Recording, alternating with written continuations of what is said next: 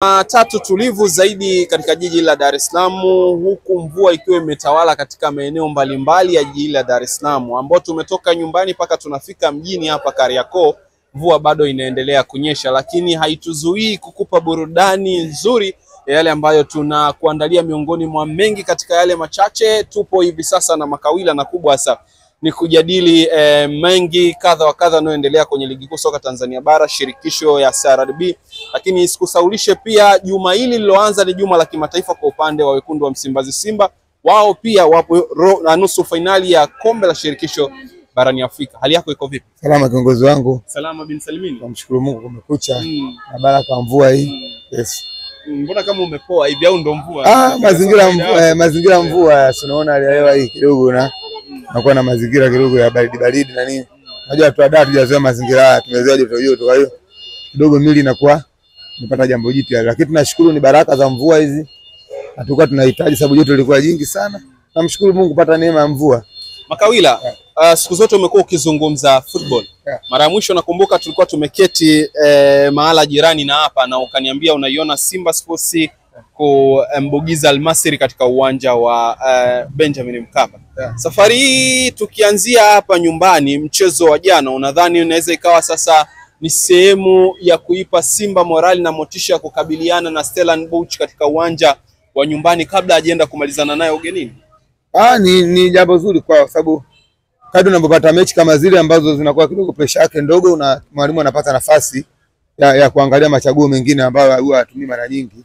Na umeona jana mwalimu hata kikosi alichoanza nacho ni zaidi ya 70% ni wachezaji wale ambao walikuwa hapati nafasi kwenye michezo mingine kuanza sahihi ya robo finali. Kwa hiyo kwa mwalimu Fadu ni faida kwake, amepata mechi ambayo imemfanya aongeze machaguo ya wachezaji ambao wanaweza kuwatumia kwenye mchezo huu mgumu wa watu wakubwa zaidi ambao wanakwenda kucheza hapo kesho kutwa. Nafikiri itakuwa ni wiki ijayo, ni wiki yes, kwa hiyo itakuwa ni weekend ya wiki hii. Yes, ana mchezo mgumu kwa sababu mimi ninachoamini kila hatua inavyokuwa kubwa ndivyo mazingira ya ushindani yanaongezeka, kwa mimi ninavyoamini hivyo. Kwa hiyo hata mwalimu Fadu nafikiri analifahamu hilo, na uzuri yeye ni mwenyeji wa soka la South Africa, anajua South Africa wenzetu wa soka lao wanasema intensity ni kubwa sana tofauti na ligi yetu. Yes, ushindani wao ni mkubwa na speed wao inakuwa kubwa, na asili yao ni kucheza soka la speed na nguvu. Kwa hiyo sisi ukiangalia sisi na South Africa tuna tofauti kidogo wa aina ya soka letu. Kwa hiyo Simba enda kajiandaa vizuri, kwa sababu wa South bana hawana timu ndogo kwa ukubwa wa ligi yao. Manake ukicheza na mtoto ambaye yuko ligi ya South Africa inakuwa timu kubwa tu kwa mazingira ya soka la nchi yetu. Kwa hiyo mimi naamini Simba nalifahamu hilo na wanahitaji finali, ingawa naamini walitumia nguvu kubwa sana kwenye mchezo wa robo. Nilikuwa ninahitaji nguvu ile iongezeke mara mbili kwenye mchezo, kwa sababu ni hatua kubwa. Isionekane ni timu ambayo ilikuwa inahitaji kufika nusu, ionekane ni timu ambayo inahitaji kikombe, na inawezekana. Na nilikwambia siku ile kwa hii yani kwa mazingira ya kombe la shirikisho inawezekana mtu kutoka huko msimu wa kwanza akaenda katika ubingwa moja kwa moja. Sio jambo la surprise, ni vitu ambavyo vinafanyika sana. Kama ingekuwa ni Champions League ingekuwa ni habari nyingine, lakini kwa Confederation Simba anaweza kwenda kuchukua ubingwa kama atataka vizuri, kwa sababu tunaongelea sasa hivi yupo kwenye timu 4. Wakati mashindano haya yameanza, maana yake zilikuwa timu zaidi ya 50. Sasa kubakia timu 4 kwenye timu 50, maana yake hawa ni watu ambao wanatabiriwa kwenda kuchukua ubingwa yote katika hao 4 walioko hapa. Kwa hiyo waenda kapambane na South Africa. Nafikiri unaweza kuwa ni mchezo mgumu, lakini kwa uzoefu wa Simba na ukubwa wao wanaweza kufanya kitu na wakafanikiwa kuingia finali. Ukishafika finali tena hapo ni sadaka lao. Sote kinatokea, maana mchezo wa finali unakuwa sio mchezo wa ufundi sana. Sote kinaweza kutokea. Kwa mara nyingi inakuwa ni bahati na kuwepo ndani yake na nini. Kwa hiyo kwanza pambane hapa, asizungumze finali kabla hajafika. Wacheze kwanza mchezo wa nusu, wabatikiwe kuingia finali, afu akishafika finali wataangalia mpango wa kufanya finali kwenda kuchukua ubingwa ikiwezekana. Makawila, Young Africans walikwenda ardhi hii ambayo Simba Sports watakwenda. Ardhi ya Madiba, ardhi ambayo tuna historia nayo kubwa sisi Jamhuri ya Muungano wa Tanzania. Na daraja lililotumika ni Marumo Gallants wao kwenda kucheza na Usma katika finali. Kwa Simba Sports unaiona hiyo kama hii ni sehemu pia daraja kukanyaga na kufika hatua ya finali kombe la shirikisho kama ulivyosema, unaiona? Inawezekana, lakini Simba naona kidogo rekodi yake na timu za South Africa sio mzuri sana, ingawa hiyo sio sababu ya kushinda kufanya kitu. Kwa uzani wa timu yao ya Simba na ukubwa walionao kwenye mashindano ya CAF, hapo wanazungumza timu ambayo inakwenda kwenye ranki zaidi ya nafasi 5-6 za juu. Kwa hiyo tayari unapokuwa kwenye mazingira yao, maana yake CAF anakulinki kwenye timu ambazo zinashiriki mashindano yao kwa mafanikio makubwa, sio mpaka ubebe kombe. Maana yake kuendelea kuwa kwenye robo finali hizi mfululizo kwenye Champions League zaidi ya robo finali 4 kama sikosei, Confederation robo finali 2 anakwenda nusu. Kwa hiyo tayari wanaonekana na washiriki ambao wanafanya vizuri kwenye mashindano ya CAF. Maana zipo timu ambazo zimeshachukua mataji lakini wana struggle kufika hata robo kwenye muda mrefu. Kwa hiyo wewe kufanikiwa kufika maana kwa kipindi hiki unakuwa unafanya vizuri. Sasa unakwenda kucheza na timu ngeni ambayo sidhani kama isha kushiriki ya mashindano na ikafika hatua hii. Kwa hiyo unakwenda kucheza na timu ambayo haina cha kupoteza, sio? Alafu unatoka Tanzania, ligi ambayo na sasa hivi kwenye ligi za Afrika nazungumza kwa ligi ambayo inatoa shindano wa mashindano ya Afrika. Kwa hiyo mimi na shauri wa viongozi wa Simba wakajipange vizuri. Hii inaweza kuwa nafasi kwa sababu hata Yanga tulipopanga na Marumo tulicheza kama tunacheza na timu nyingine. Tulicheza kwa ukubwa ile mechi kwa sababu sisi tuliangalia nafasi. Sio kuangalia tunacheza na timu gani. Na hiki ndio kitu ambacho Simba anatakiwa kufanya. Wasiangalie wanacheza na nani. Waangalie tunacheza nafasi gani. Ikifika nafasi kama hizi hata timu ikiwa ndogo inabadilika. Wanakuwa na washaingiwa tamaa kwamba kumbe inawezekana kama tulikuwa kule mpaka tumefika hapa. Kwa hiyo asije kujisahau kwa sababu hii timu ndogo iko daraja la chini ndio tukacheze nao kwenye mazingira ya kawaida. Hapana. Wakajipange tena, hii ikiwezekana tuwakusanya hata mashewa Tanzania mzima kama wanaamini upande huu au wachungaji. Kama wanaamini upande huu maana hata pande pa kuwakusanya wote. Hii si nusu. Maana mechi ya robo ni ndogo kwa Simba, shaicheza sana. Ametiki. Kwa hiyo kama wanaamini upande huu na wanaletea matunda sio mbaya. Kwa hiyo wakachukue mashewa na wachungaji wafanyie maombi kwa sababu sisi kwenye mila zetu za Kiafrika yani haikatazwi kwa sababu ndio vitu ambavyo tunaviamini. Kwa hiyo kwa jambo naliamini kuomba kwenye nchi hiyo sio mbaya, lakini mimi nashauri ajipange vizuri, ajipange kilo mbaya, ajipange kwenye mazingira ya nusu finali. Washaona mifano ya timu ambazo zimecheza nusu kwenye ukanda wetu na mechi za nusu anaziona pressure inakuwa kubwa tofauti na mchezo wa robo. Kwa hiyo mimi naamini Simba pressure hizo kutana nazo sana. Na faida nyingine, South Africa kuna Tanzania wengi ambao wanafanya shughuli zao pale. Ukienda pale uweze kukosa watu 2,000 jukwani. Kwa hiyo inakuwa ni faida nyingine pia. Hata mechi ya Simba na Orlando robo finali wewe ulikuwa shahidi. Kuna mashabiki wengi wa Tanzania walienda kusupport Simba, hata wale ambao wanapenda timu nyingine lakini wanapokuwa diaspora kule kidogo wanakuwa wanaungana kwa pamoja kwenda kufanya kitu kwa ajili ya nchi yao. Kwa hiyo mimi naamini hiyo ni faida nyingine kwa Simba kwenye kupata mashabiki ambao wanafanya shughuli zao South Africa za kujitafutia riziki. Kwa hiyo ni faida nyingine na Simba waenda kaitumia faida hiyo, waandae mashabiki wa South Africa wao kama wenyeji wa Simba kwamba tunakuja, wakapokee, wape nguvu, wafanye vizuri. Inaweza kaa ni msimu ambao Simba wanaweza kuweka rekodi nyingine ya kuchukua taji la Afrika. Sababu kila kitu kinawezekana kama ilikuwa ni timu na shiriki na wanaweza kufika mpaka nusu, wakapambane hapa waingie finali, then aenda kalete ndoo ili mwanga mwingine, kwa sababu Simba imekuwa ni timu ambayo inafanya mambo makubwa kwa kuanza kwenye timu za Tanzania. Nina swali Makawila. Ulinganifu umekuwepo na watu wa Simba Sports wengi wakizungumza katika nusu finali hii wanakuambia usifananishe Simba anapokwenda kucheza na Stellenbosch na Marumo Gallants, kwa sababu Marumo alikuwa ni timu ambayo dhofli inashuka daraja ligi ya Betway ya kule South Africa. Huu mzani wanauweka kwa hivi sasa ni kwamba wanataka kuonyesha watu kwamba mechi wanaokwenda kukabiliana nayo ni mechi ngumu zaidi kulikoni ambayo Young Africans walikutana nayo. Mimi naamini mechi ngumu au rahisi na tunaijua pale mechi inapoanza na jinsi timu. Unamzungumza mtu ambaye alimtoa Sekimimosa kama sikosi ile. Marumo alimtoa nani?